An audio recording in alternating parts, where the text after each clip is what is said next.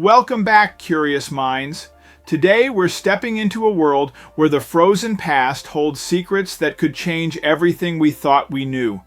Imagine this. A lone hiker deep in an uncharted forest stumbles upon something that defies explanation, a mysterious object encased in ice. Its shadowy form hinting at a story older than time itself. What lies beneath the frost? And what does it mean for those who dare to uncover it?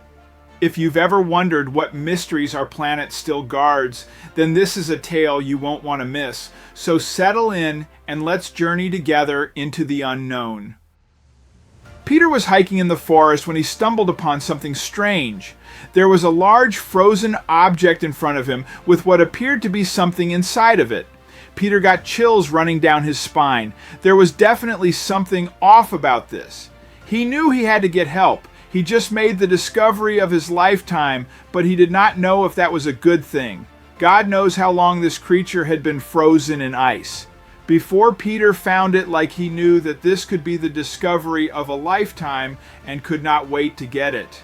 Freed from its icy prison, but when Peter finally gets through the frozen wall and sees what it is that he is dealing with, he is stunned by the true magnitude of his find. He had brought people with him from the scientist camp to help him get behind the wall of ice and help him come face to face with what could be his greatest discovery. The crew starts to carefully chip away at the ice until they finally get close enough to get an idea of what they are dealing with. The workers all take a step back from the shock. Peter just drops to his knees, but how was this possible? But what did Peter discover in the ice wall? How had he even found this ice cave in the first place? And could this possibly be a discovery that the world would be better off without? But before we start, smash the like button and make sure to subscribe if you haven't hit that notification bell so that you won't miss any new stories. With century-old ice melting at an alarming rate over the past couple of decades, more and more secrets that were once hidden beneath it are becoming accessible, potentially revealing incredible things to be discovered. When explorers from all over the world are ready to pounce on these opportunities, trying to forever cement their name in the history books, most of these explorers fail dramatically in their effort. But Peter A. Theater, a 36-year-old scientist, is not most explorers.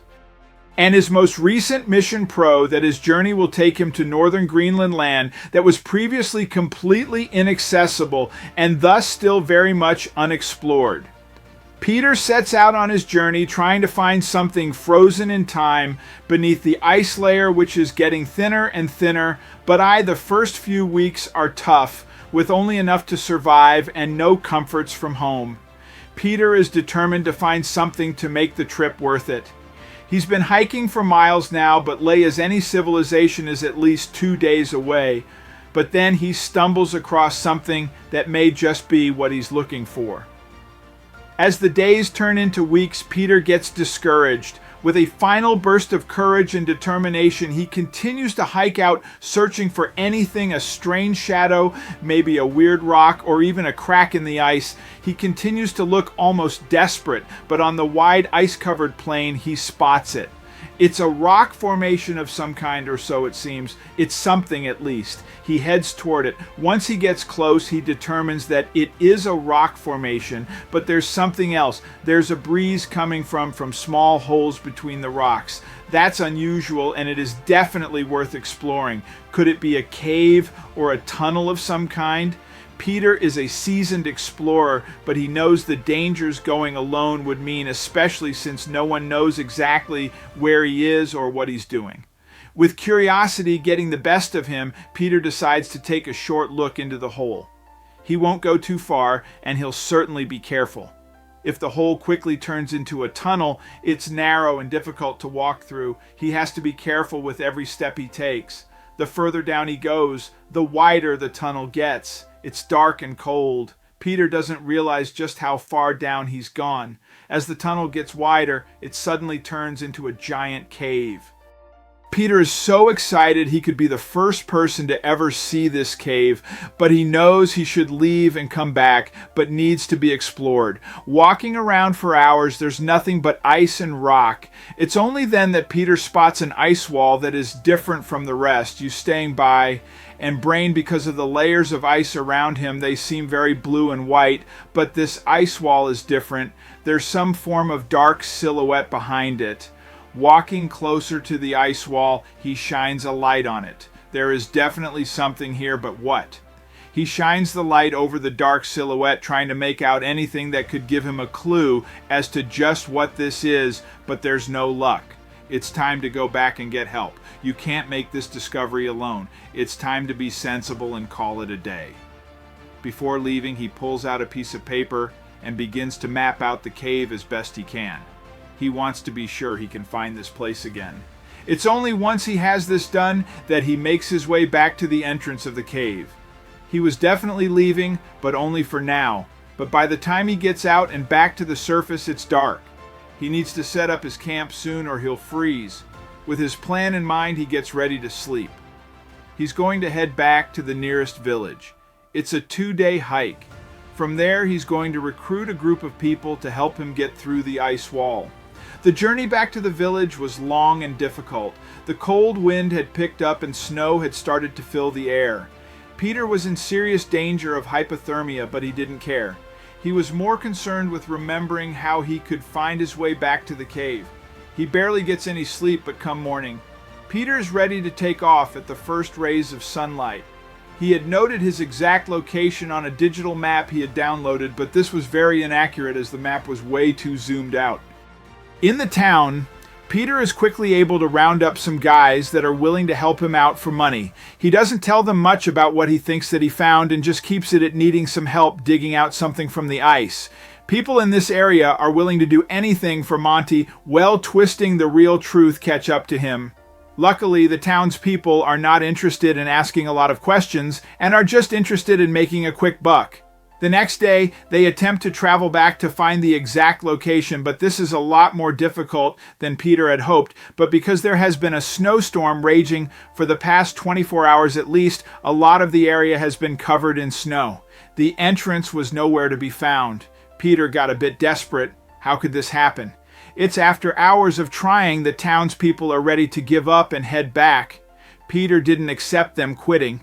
He started to get annoyed, but luckily it doesn't get that far, as one of the helpers who is poking in the ground with a stick suddenly feels it shoot through the ground and falls down. Peter's heart skips a maze through one around and falls down, pulling Weedo way down the hole as quickly as they possibly can. When Peter sets foot in the big cave again, it is exactly how he remembers it. He almost sprints to the cave to get to his frozen treasure, finding it again within minutes. There it is, the huge wall with the silhouette. It's inside of it. No one would stop him now from claiming his fame. Let's get to work. Peter had not told them anything about that they were going to have to dig out this. Peter wondered for a second if the townspeople would be willing to help him in his endeavor. It's now the helpers themselves are getting excited. Were they going to be part of something historical here? They are quickly getting to work, but try to be as careful as possible. They need this in prime condition if at all possible. The layer of ice is very thick, and getting through it as carefully as they're doing it takes a hell of a long time. One of the workers hits the ice a little too hard, and everybody stops what they are doing. Suddenly, rumbles are going through the cave. Peter's heart skipped a beat for a second. What was happening? The helpers all day take a couple steps back, and some even start running towards the entrance again, fearing that the whole cave is about to collapse. And seconds later, the ice wall that they have been digging in for the past hour comes crashing down in a million pieces, and what has been hidden behind it for probably centuries is finally revealed. He drops down on his knees. This is not what he expected at all. Behind the ice wall is not a creature, but just a stone wall, with an enormous and most likely ancient drawing of a human-like creature. Peter was extremely disappointed. It was still a great find, but not what he expected it to be. It was drawn so thick and dark that he was able to see the silhouette through the clear ice, but now that all the ice has broken away, a lot more drawings are revealed on the Thial. It proved that humans had been here, and maybe experts would be able to determine from when these drawings originated. Peter knows that is now time to inform the media and his peers. In the next couple of months, a lot of experts visited the ice cave Peter had discovered, and the site was quickly declared protected so that people could not enter it without permission. Peter was really proud. In hindsight, it did cost him a lot of time, money, and effort, but now he was part of the history books. Peter was credited with the discovery, and his name would forever be cemented in the history books. It was and still remains his crowning achievement as a scientist, but he might not have gotten rich from the discovery, but he cared more about the credit anyway.